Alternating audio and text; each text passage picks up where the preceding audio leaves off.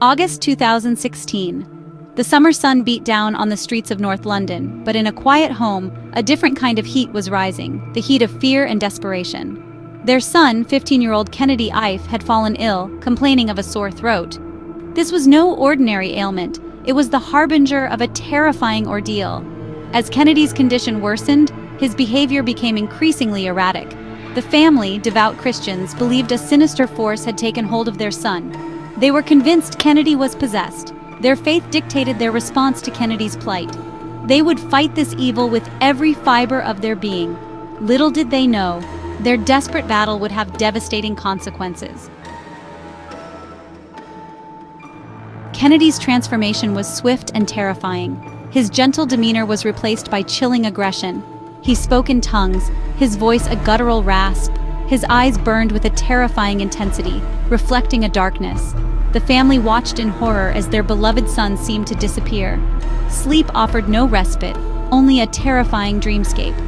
Kennedy would thrash and scream, his cries echoing through the house. Food was refused, his frame wasting away. The family clung to their faith, their prayers becoming more fervent. They believed they were witnessing a battle between good and evil.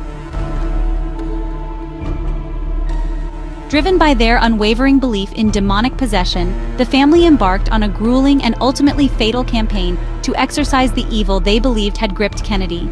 Days blurred into nights as they prayed and fasted, their voices hoarse from pleading with God to spare their son. They anointed Kennedy with oil, the pungent aroma filling the air, a desperate attempt to drive out the malevolent force they believed had taken root within him. But Kennedy's struggles only intensified. He lashed out, his once frail limbs imbued with an unnatural strength born of fear and desperation.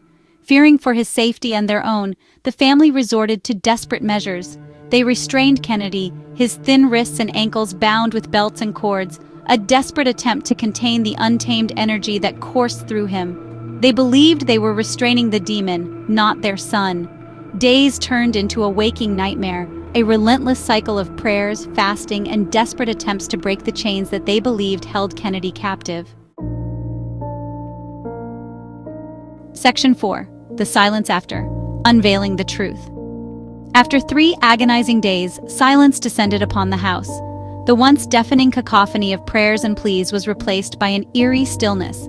Kennedy lay motionless, his frail body bruised and broken, bearing the weight of their desperate attempts to save him.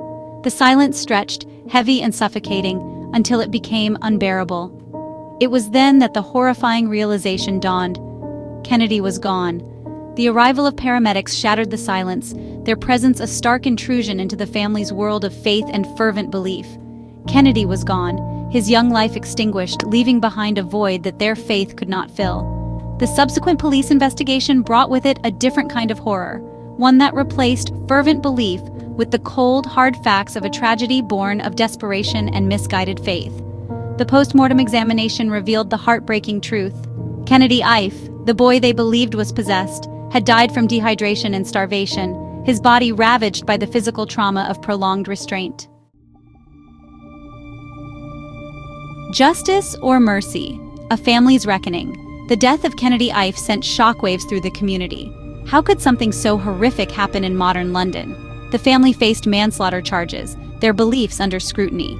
The courtroom was a battleground of faith and reason. The prosecution argued the family's actions led to Kennedy's death. The defense claimed they were victims of circumstance, trying to save their son. The jury acquitted all family members, sparking national debate. The verdict raised questions about faith, culture, and the law. Section 6. Echoes of Tragedy.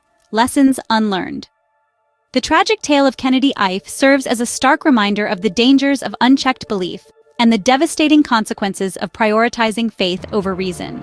It forces us to confront uncomfortable truths about the persistence of ancient beliefs in the modern world and the challenges of navigating cultural sensitivities while upholding the sanctity of life. It compels us to ask ourselves, how can we prevent such tragedies from happening again? The echoes of Kennedy's suffering reverberate far beyond the confines of that North London home, demanding a conversation about the limits of faith, the importance of critical thinking, and the urgent need for greater cultural understanding.